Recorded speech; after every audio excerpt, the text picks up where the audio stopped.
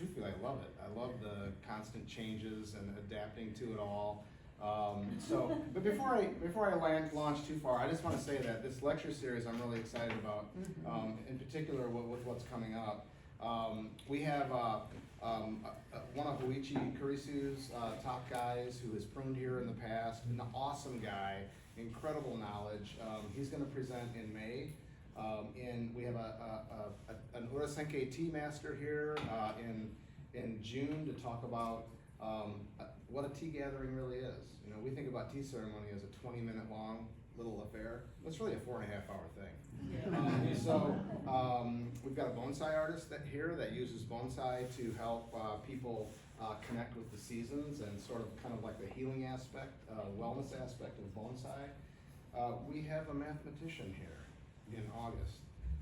Japanese mathematician who is world renowned, lectures all over the world.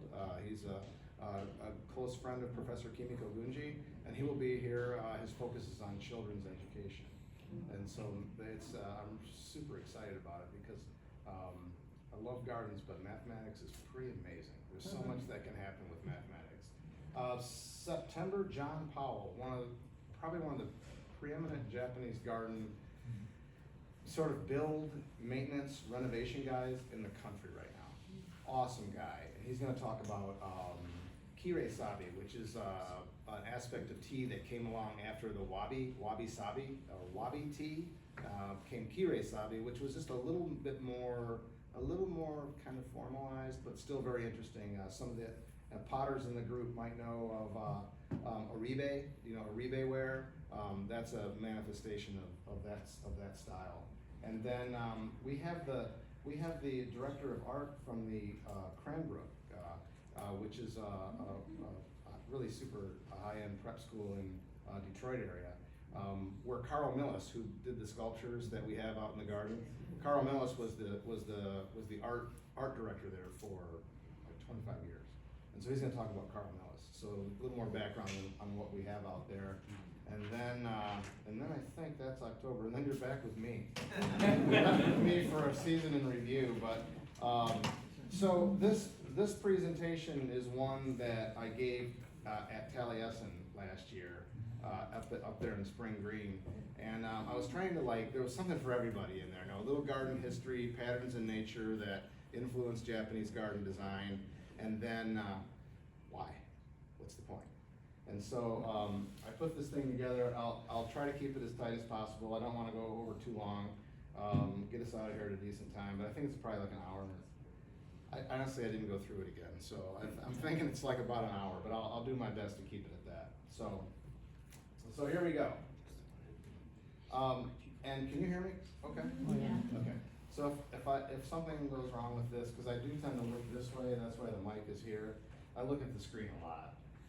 So, this garden, if not for serendipity in the life of John Anderson, wouldn't be here. And John was a UW-Madison graduate, business degree, right? We'll call it business. We'll call it business. Okay, yeah. You learn a lot. I think you mastered in fun. Yes. A major minor.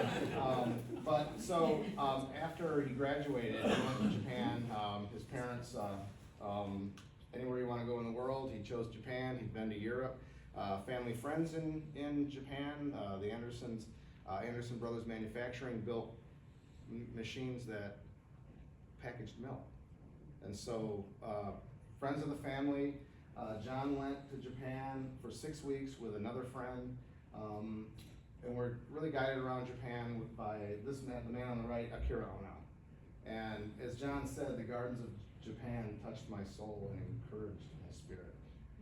But so is the whole thing, the art, the service, just the fundamental decency and cleanliness of Japan. All these things really impacted him on a major level.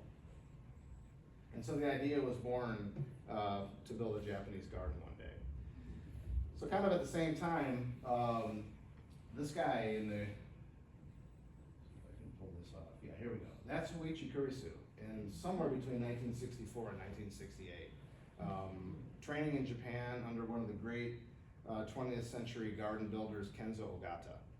And so Hoichi did a a 4-year, full-blown apprenticeship with Ogata. And he knew that, you know, when he saw Ogata's style from the very first time, he said, that's what I want to do. Hoichi saw a void in like the American life with big things, everything big, lots of everything, you know, big stakes, cars, you know, affluence, but he saw like there was something missing in the spirit of the people, and so he saw Ogata's work, and it was just like, that's it, that's the thing right there, that really connects with me, and so he did that 4-year apprenticeship with Ogata, and this is Ogata's style. So this is a style that Ogata really brought to prominence, called Zoki no Niwa, which is kind of like, really is sort of like miscellaneous or scattered trees. So you can kind of see some similarity with some areas in the garden. Hoichi's work is really, really dialed in with what Ogata did. So that's Ogata in Japan. This is Hoichi at the Portland Japanese Garden. So he finished his apprenticeship and started as the second director of the Portland Japanese Garden. And so Hoichi, some people think Hoichi designed that garden. He did not design that whole garden.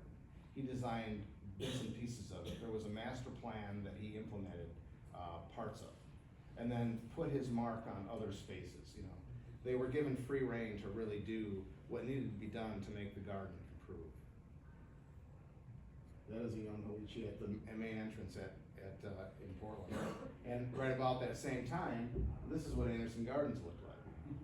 This is probably the driveway above where the house used to sit, above the garden.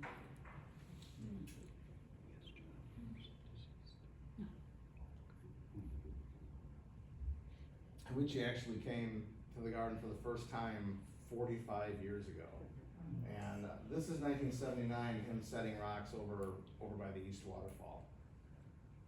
That actually is the stone that will become where the water spills over there at the East Waterfall. That's the one right up there. And then so you look at that and you think, wow, you know. I mean, you've all seen this, right? Mm-hmm. There it is, like the bare bones view. And then I scatter in a few pictures of, you know, not in a few days, you know, really very much like that. The stone pagoda. A view towards the beach.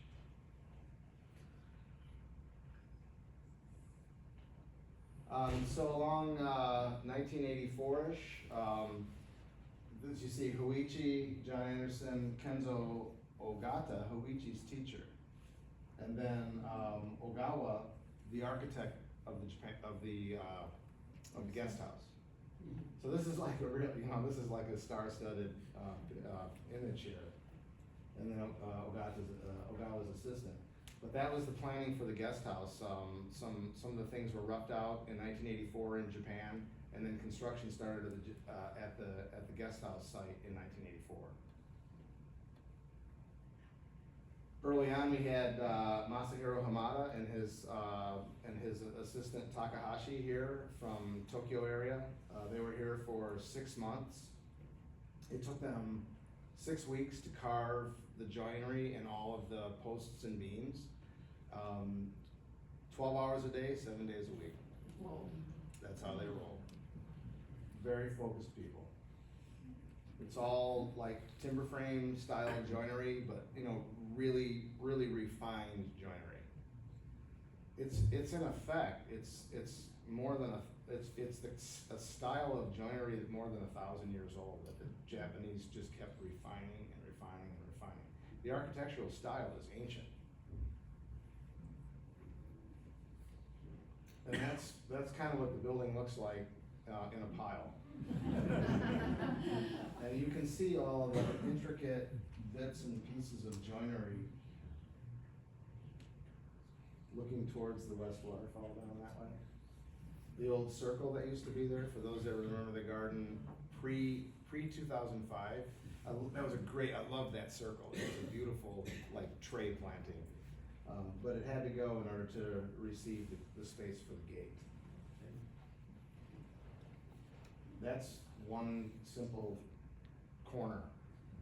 But look at all of the things that have to connect in with each other to make it stable.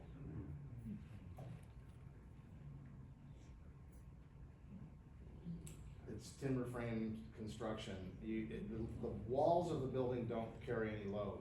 The load is carried by the posts and the beams down to the foundation. And then, this is a later picture, but the building was really, Hamada came back, 1985 is when he was here really putting the thing together, and then he came back in 1986. Really by 1987, the landscape was complete and the space was ready. And now it's amazing how much it's changed and grown, even in the time I've been here.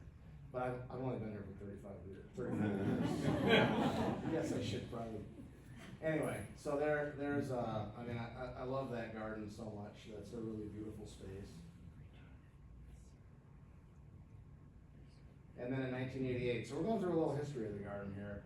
1988, the West Waterfall and Tea House projects was the next major thing that happened here. And what you're looking at is essentially the final design for this project. There are no blueprints. That's it. And so that's Huichi armed with his ideas in his head, going out into space, and then mostly painting lines on the ground with a paint, one of those paint marker things, and there it is. So I started in 1989. When I arrived on the scene, the steel wall that holds up the big lower falls was already in place. They did that in 1988. And I think there it is. That steel wall is behind that whole lower falls right there. And so this is actually spring of 1989. So I jumped into that. And that was a great education. For some of you that know, that's Jim Julien right there, Mark Elena right there, Mike Elena right there, that's Oichi. That might be me, right? This is the area where the round gazebo sits, right there. Who's the guy up on the top of the? That guy right there, that's Pete, and he was one of Huichi's assistants.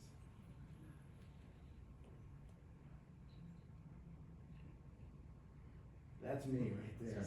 I know, tired hair. Now the wind just blows through my stomach. It still feels great. So you can see the boulder wall growing, all those boulders. My job mostly was to drill the backs of the rocks, and then pins would get inserted and then they'd be welded to the wall. Then we backfilled those with concrete. It was wild.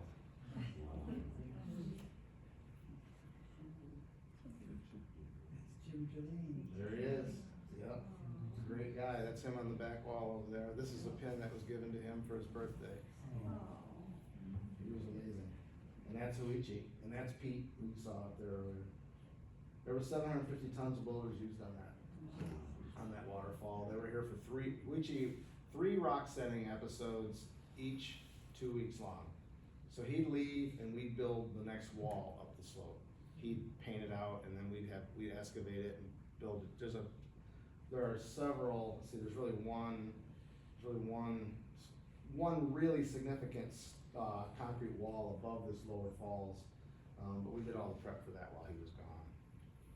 And he'd come back and we'd start hitting rocks again.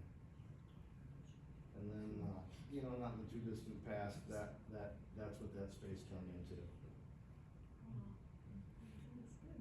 And again, it started with that, an idea, and that's a testament to Dave's dad, that he would just say, okay, go ahead. From that, and then it would be done. Doesn't do that anymore, let me tell you. It's really improvisational gardening with a solid idea,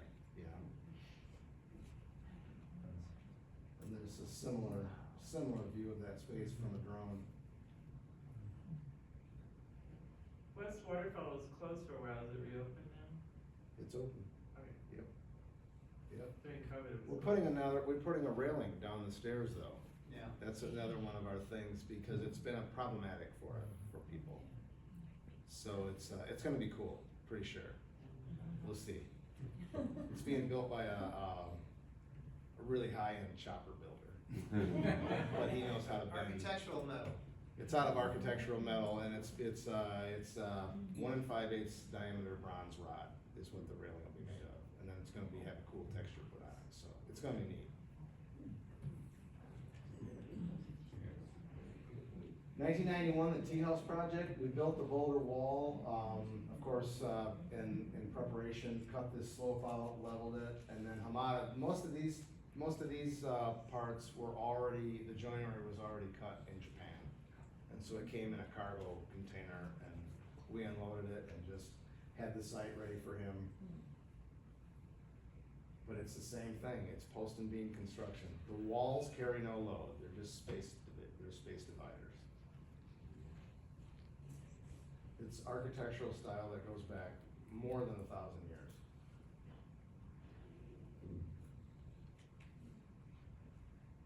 And then this is shots back before we really got busy here at the garden.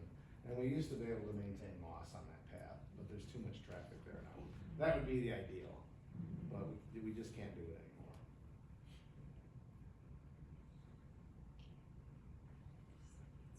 Pretty close to that time. Look at the shooting stars down here. I think we're about a week away on those. They're coming. Their buds are up. You know, they're like about like that tall maybe.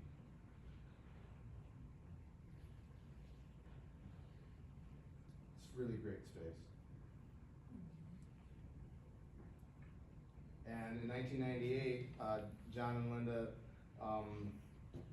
created a not-for-profit corporation, the Anderson Gardens Corporation. And so from 1998 on, we've been a private, not-for-profit organization, so that the garden can exist in perpetuity. And it was about that time. This is actually 1999.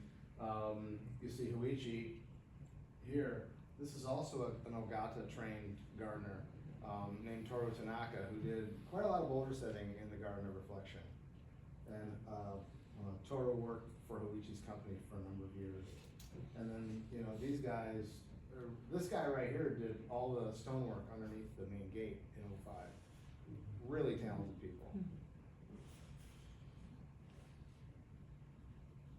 And the Garden of Reflection some years later.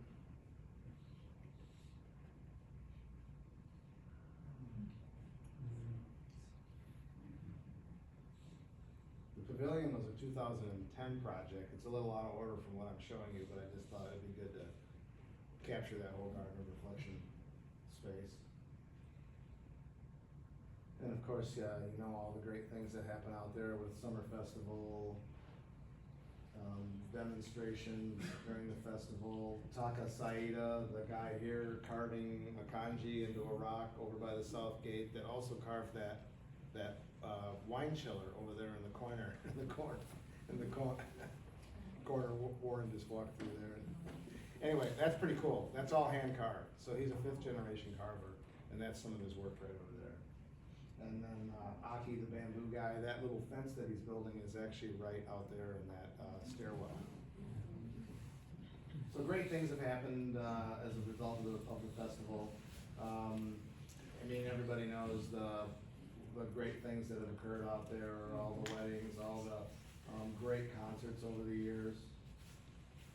And then another, you know, there's your drawing right there. There's the plan right there. The main gate of 2005, which was a pretty epic project, doing all the boulder work along the creek. There was a steel wall there. Some of you might remember that. This would have been early 2005, probably March. We've got all the plants out of there.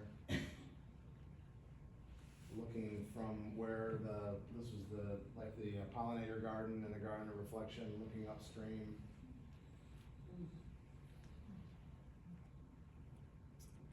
These 3 big cottonwoods, I was terrified of this. We cut this wall off 4 inches below water level, so that, you know, so that it wouldn't be prominent.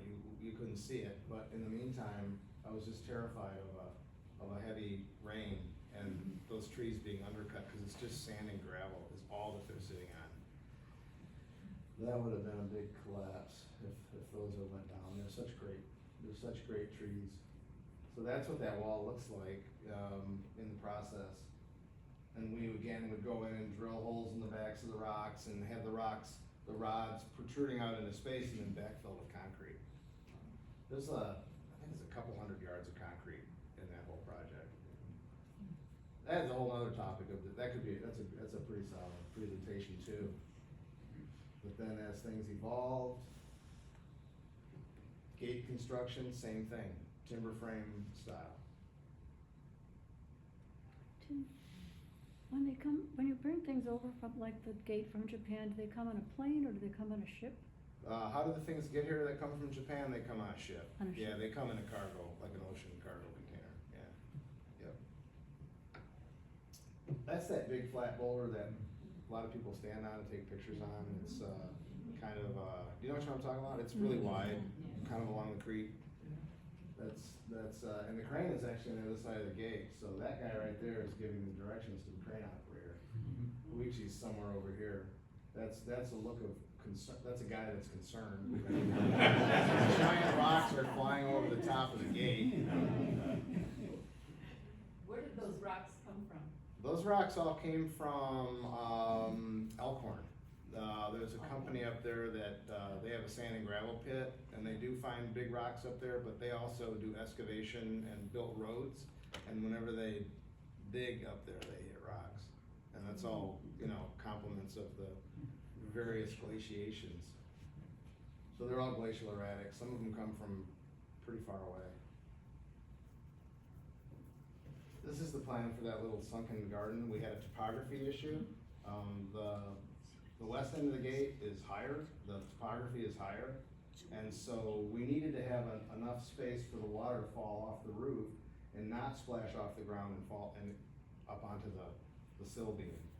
So, Koichi's solution was to sink that lower and have these little dry gardens out there. And so I love this, but check this out. So this is the drawing. So he would present this to John, and, look, it says, same. Same thing on the other side. There it is. It's kind of like, it's two drawings in one. And we all know what those turned into. This is the hardest style of rock setting, probably. Flat on the top, all the way across, and then, plumb vertically. And then, of course, the gate in the spring.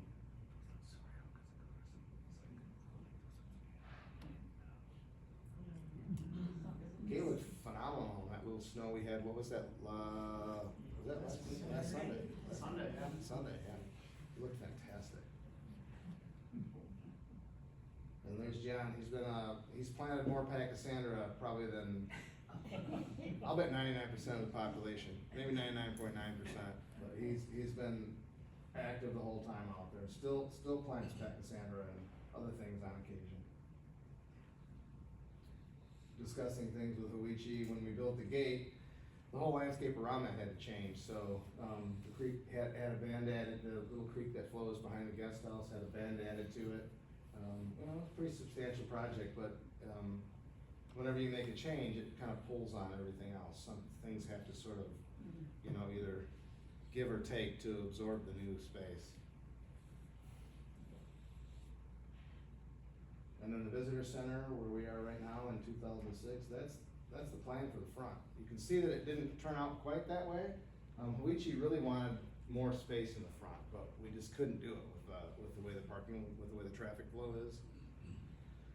So what you see out there was his adaptation to that.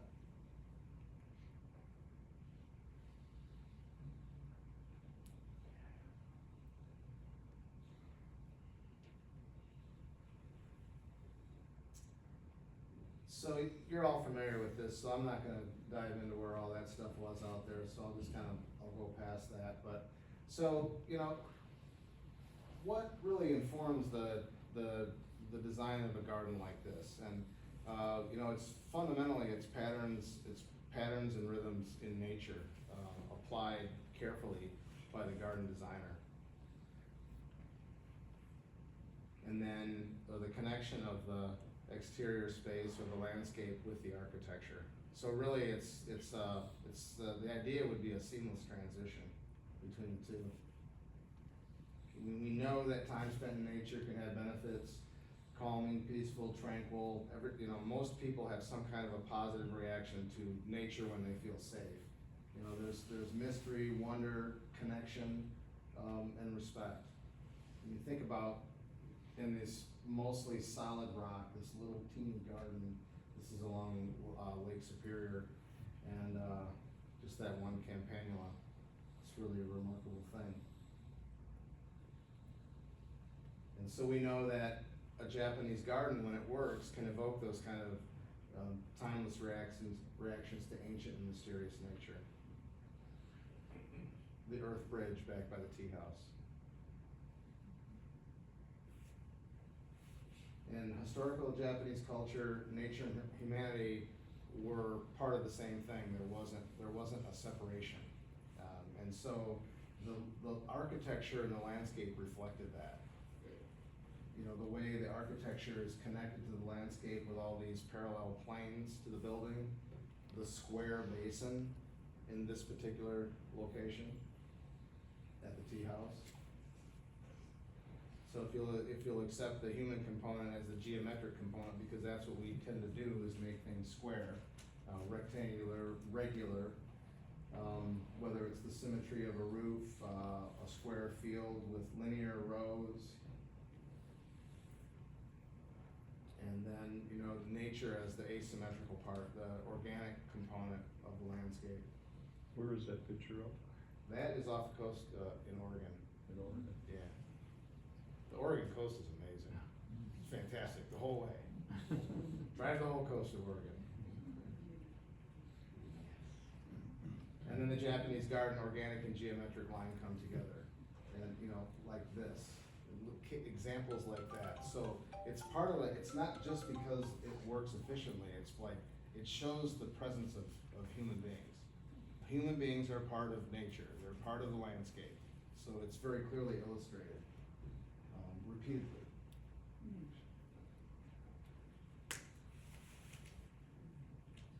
So there's a Japanese word, and I don't have it here, but it's essentially the architecture and garden become one space, and it's the space we live in. It's the whole. We live in the whole space, and so you can see the connection between the interior and the exterior with parallel lines, kind of receding out away from the building.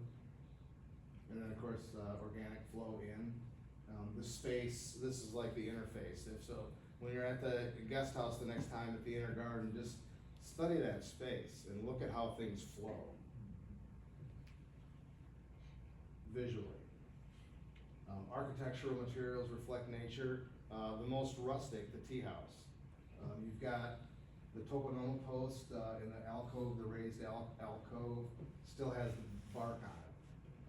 These are posts that are grown specially for the purpose. Lateral branches are removed, and then when they heal over, the bark is peeled off, and that's what you're seeing, is the living edge of the wood. And So, then excuse me, this kind of architecture would be during what time frame people lived like this in Japan? So this is tea architecture, and this specific style really developed in the 16th century. So then it was codified, and then it effectively has been unchanged since then. The technique just kept getting better and better and better. And the woodworkers, the guys that built these things, they were the architects. You didn't need an architect because the form was fixed. And so it was just a question of material selection. And I love this, that the workers, they were the ones that knew, so, and they just, instead of breaking out and doing new kinds of things with the architecture, they just refined the technique.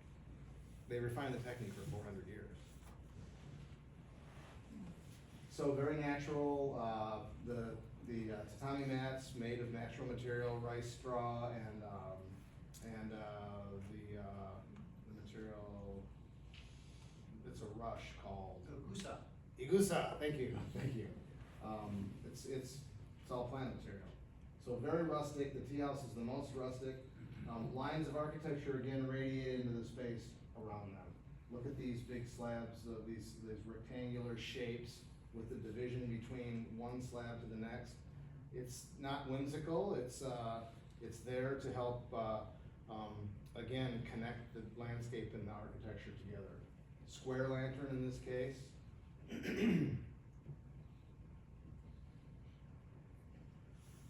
Standing under the gate, looking towards the bridge, that big 7-ton slab, the face of it is parallel with the roof line. And all these lines are parallel with the roof. And they kind of meander away. Within those, there are rectangles that meander away. There's another one right here. Again, that pagoda style lantern very much kind of echoes the roof line. At the guest house, the round window with a round lantern. And this is a tough shot to take, but you can see all this, there's a few round elements in there. And you know, here, happen to have a nice round kind of vase there, the lamp. The way streams flow in nature guide construction in the garden. Typically wider in the turns, gravel bars or sandbars on the inside of the curbs. Sometimes there's another bar that forms out towards the apex of the bend. The streams turn for a reason, whether it's an outcrop or a landform. And if you just study the streams in the garden as you walk through, you'll see that those basic tendencies throughout. Here, back by the tea house, the water's changed course by big, what are known as turning stones, sort of canyon wall-like feeling as the water gets bounced back and forth through there. And then, this is a pretty old picture, I really need to update it, but remember when we had a tent? Yes. But look at how this path flows. It's the same principle. The paths are wider in the turns and irregular intervals of the curves.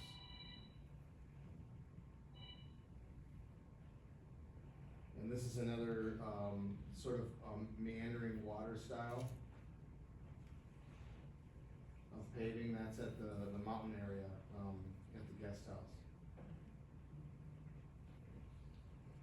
You can see the same principle in the way those Tobi-ishi, those stepping stones are arranged.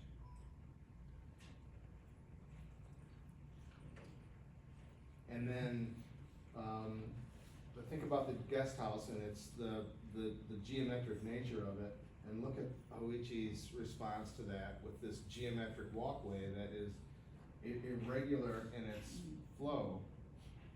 So it's river-like, kind of, with a geometric twist.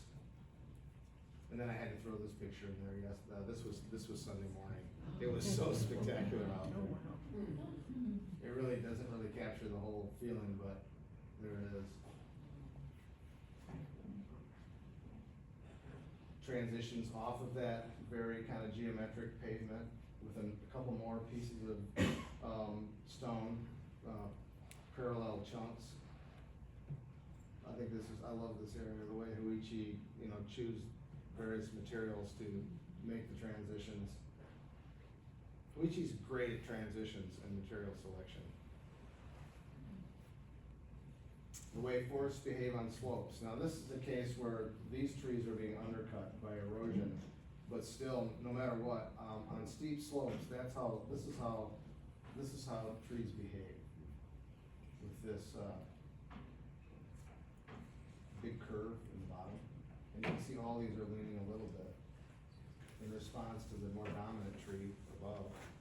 They grow out to where the light is, which is out into space, over a stream.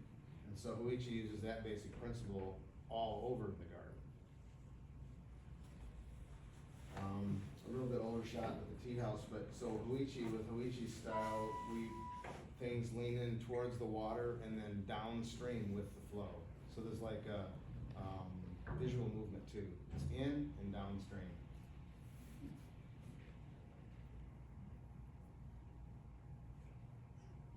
So Guichi talks about energy flow a lot and visual energy flow in particular, and Kisei is the flow of an object's energy, or its inherent energy. And so you can see in the sketch of his, like even the rocks have Kisei. They are gesturing subtly, downstream with the flow. And this is very reminiscent of the inner garden at the guest house, the gravel area. This is a pretty common riff for him. So the water flows in that direction, the plants are leaning in that direction, the boulders are gesturing in that direction, so it's really super cohesive. In nature, it happens. You can see, this is a steep slope, waterfall, but look at the trunks of all these trees. They are responding to the slope. It really happens. And then this is the guest house, so you can see the connection between like that sketch that he did and that space. The trees are all leaning that way, the peninsulas are all jutting out that way, the water flows that way.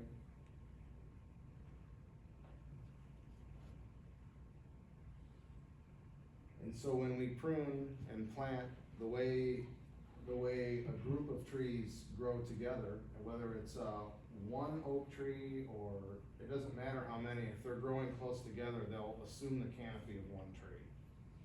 And the branches will be more upright with the dominant top, and as they, the subordinate branches, they grow up to where the light is, until you've seen this, where sometimes even branches on an old oak will be growing, they'll be recurving down towards the ground. Sometimes they make it out far enough and then bounce back up and, and start to create like a new top out there. But it doesn't matter if there's 10 trunks or one trunk. If they're growing close to each other, they'll assume the canopy of one. And so this is at the Nyron wetland, and you can see that. This is like a whole forest in one shot. You've got the upright trees in the middle, and then they reflex towards the ground, the further out you go. And so a vast forest, if it was 1,000 acres, the edges would be the same way. And the interior would be more or less upright. Same at Niagara, and sadly this old oak tree finally is laying on the ground in pieces now, but you can see this is a really erratic canopy, but it still has the general tendencies of strong uprights and then subordinate branches, and look at this one recurving down towards the ground. Look at that right there. Look at the canopy of that tree. So you wanna know how to prune a multiple trunk tree? There's your pattern right there. That's it. It's pretty simple. That's a Amur maple over by the East Waterfall. Same basic principle applied. And that's a 40, it's probably been there since 1979. And so then another important principle is the endless flow of time. And very much a part of the Japanese consciousness, as we know from the importance of cherry blossoms, from the bud to the blossom to the wonderful time when the petals start to fall, which they are starting to do out there. Today is the first day I saw it out there. And so that's a great thing, and you see the petals collecting on the water, and then sometimes they get pushed over to the edge, and then you'll get like a little ribbon along the rocks of just cherry blossom petals. So the gradual transition of the seasons from spring ephemerals, which we are there right now. This is back by the tea house. And then of course, a little later, the azaleas, and there's rhododendrons happening out there right now. Crab apples will be coming soon. There's a red bud, pretty much full bloom right there. And then late May, June, the irises. And you can see some broadleaf rhododendrons over there in the background. The summer really is a study of greens, with a handful of just, Koichi uses the red Japanese maples, typically very sparingly. We are actually trying to introduce a few more, herbaceous, flowering things over there, just to kind of, liven it up and really, reflect the changing of the seasons. And then of course fall here at the garden. And then we go full circle.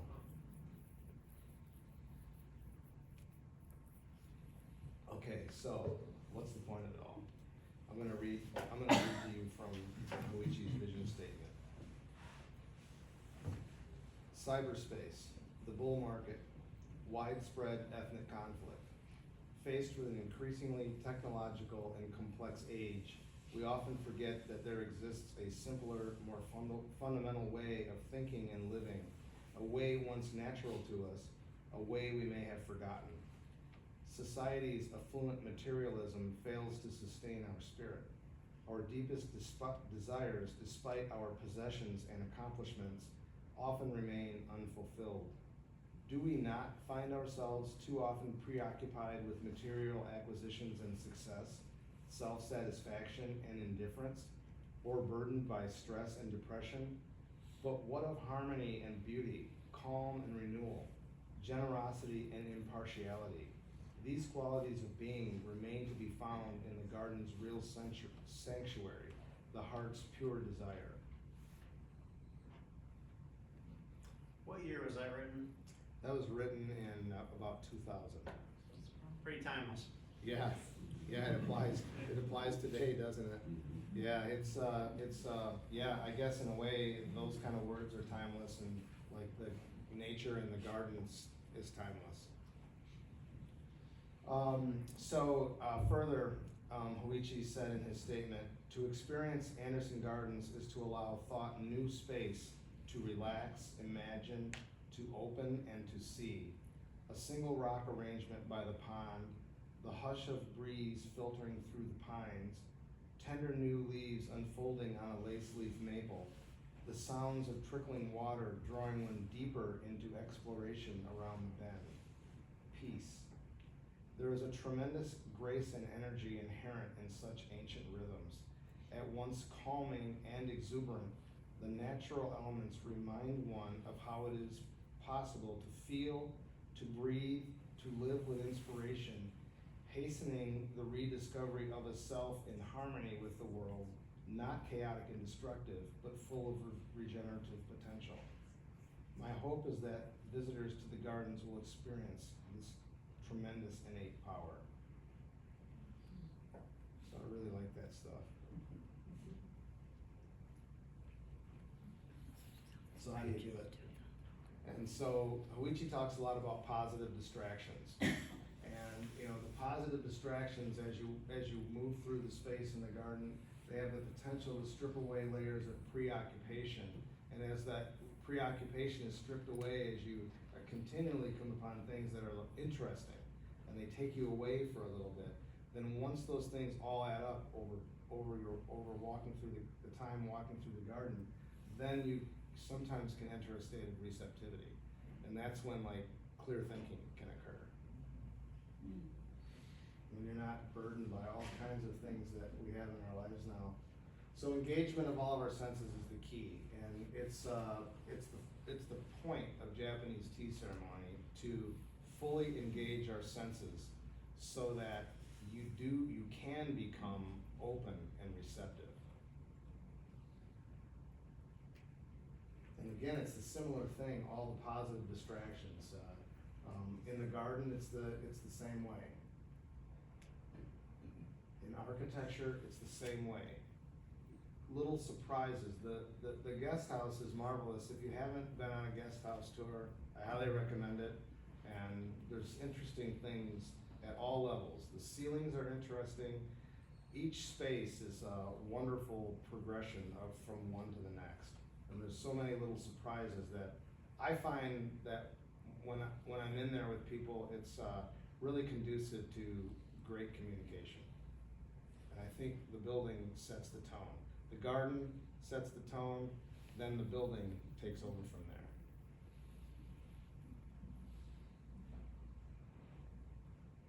So there's a sense of mystery, what's around the bend, you know, there's something interesting up there. There's just a little glimpse of what is coming. And as you walk up those steps, then the upper room, which has been used for tea, it's where guests sleep, it has its own tokonoma, but it has a beautiful view out of the garden too. It's a marvelous space. Just the surprise of ever-changing shadows on the shoji paper. You can just about watch them as the sun moves and or the wind blows. It's like a kinetic painting, really.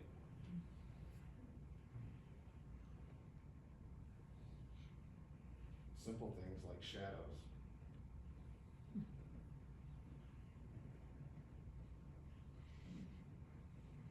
A space like this, as you walk through there, you become aware not only of the light, but also the shadow, the dappling on the rocks, the wetness of things, the little changes in humidity from one space to the next, temperature differentials from sunny areas to shady areas. And that really is his intention. And this particular area, it's gotten a little heavy in that area. It's over by the deer chaser. But initially the idea was that was more open and sunny. So kind of been nudging it a little more sunny so that you experience those differences in environment. Simple things like just an unusual piece of bamboo with a clematis vine. Another term for this kind of positive distraction is soft fascination. That's in the upper room of the guest house. Using mitate mono, using old objects and giving them a new life, like millstones that would never be used again, utilized in the garden. But a surprise still. I asked Koichi one time, what does that mean? Like, what does that mean? And he said it didn't mean anything. He put it there just to stop and try to get you to look down, wonder about it, appreciate it, and then you look down and study it, and then you look up, and it's a whole new world. That's what he told me. Because I thought it had some kind of significant philosophical meaning, but maybe it did, but really specifically it meant nothing. Sue, you had a. On the paths like that, the stones, how they fit together, how much cutting of the edges of those stones was involved in doing that? Or are you really just finding organically shaped rocks that fit together like that? Yeah, we never modify glacial erratics. We never mess with them. What about the other ones? These are all cut. Back in the day, they used to be cut. They used to be broken to shape, and to watch an old school stone fitter, because they'd have a block of steel, usually a sledgehammer, and they would hold the piece of stone that they were trying to trim on that, and they'd tap on it. They'd tap along a line, and they'd listen to it, and then when it got to a certain point, they could hear that it was beginning to create weaknesses in there, and then they just pop it, and it would break on that line. So the really good guys were amazing to watch. But you don't see that anymore. Now typically it's cut with a side grinder, which is really great. I mean, you can do great, really effective work with a side grinder. It's just not quite as romantic, as watching a really skilled craftsman, in a dialogue with the stone.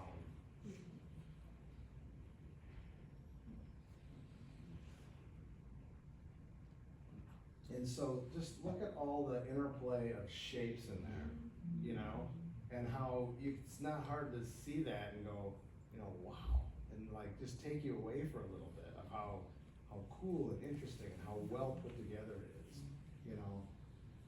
This is actually a piece of cut stone. The raked gravel is right over here.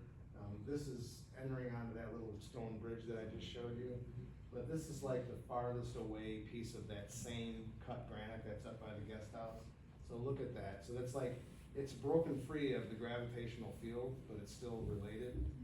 So just check that out. I really like that space. I don't know why it's doing that. And then, of course, you got a variety of gates that are, you know, so many, so different places, delineations of spaces. There over by the deer chaser. And then just that, the roof of the gazebo. What a great thing to do. Walk up there, sit down, and then maybe, you know, if you don't know about it, chance to look up and then, wow, you know, it's amazing. And not just sight, but sound. So one of the things I talk about is I want you to, sometime when you're out in the garden, start from the tea house and just quietly walk from like the cube basin, quietly walk towards the round basin, and listen to the sound of all the water around you in the stream, and just listen to how dynamic it is and how much it changes. And so there's a soundscape out there too. And then walk past the, don't go across the earth bridge, walk up to the gazebo, and then you'll start getting the sensation of the West Waterfall and all of its power. And then you walk a few more steps and then bam, there it is. It's pretty fun to try, just try that sometime. So that's part of the connecting thread of the whole garden is water, and there's a lot of it in play. There's the basin at the guest house, the natural boulder style with a depression carved in it. The waterfall, the West Waterfall, you stand there, you can kind of feel the breeze that fall creates and the fine mist that comes out. So it's sight, sound, and feel. And again, like the inner garden on a summer day is a brilliant, light, bright space. But as you walk up that path, Huichi's idea was to create more of a forested feel. And I think I must have missed a slide there, but you get the idea. And of course, the fragrance of seasonal flowers. Another sensory activity. And then in tea ceremony, it's not just a careful assemblage of all the implements, and then the sort of connection between people and the dialogue between people, but it's the fragrance and taste of the tea, and then the sweet that comes before it. Usually dialed into the season. This one was made by one of our docents and tea practitioners, Sachio. This was a Professor Gunji production right here. You know, this is the color comes out a little bit off on that, but that's I think that one is well, I'm not gonna say. I think Is that edible? Oh yeah, yeah. Typically it's like gelatinous rice, like and with just a little bit of sugar, really super refined sugar. It's the best sugar. It's the most refined sugar in the world. It's and then and sometimes it'll have what's the bean paste in the middle? Red bean paste. It's that red bean paste, and I can't think of the name of it, but often there's a little dab of that in the middle. And then in the summertime, when you want to suggest coolness, then you have like the cool agar agar, the seaweed gelatin with suspended fruit. So it's an amazing array. Professor Gunji wrote a book called Wagashi, which is the sweets for tea ceremony, and it's fascinating, the incredible artistry in tea sweets. Niegakure, which is like mystery and intrigue, and that's part of how this sort of like positive distractions and stripping away, preconceptions or burdens or whatever it is, whether it was fighting traffic or the kids or whatever, politics or whatever it is, the garden can pull that stuff away, and part of it is like what you can hear water maybe, but you can't see the water, and so it's like this sort of sense of intrigue kicks in. You gotta discover what's around the bend, and again the stone pagoda as you move through that space. And that happens throughout. So Positive distractions serve to open our senses and enhance receptivity by freeing us from our preoccupations. And opportunities emerge for a clear, fresh mind, trending towards insight and inspiration. So I'm really grateful for this opportunity to be here with you all. Thank you so much for coming, and come and see what the garden can do for you this year. So come on.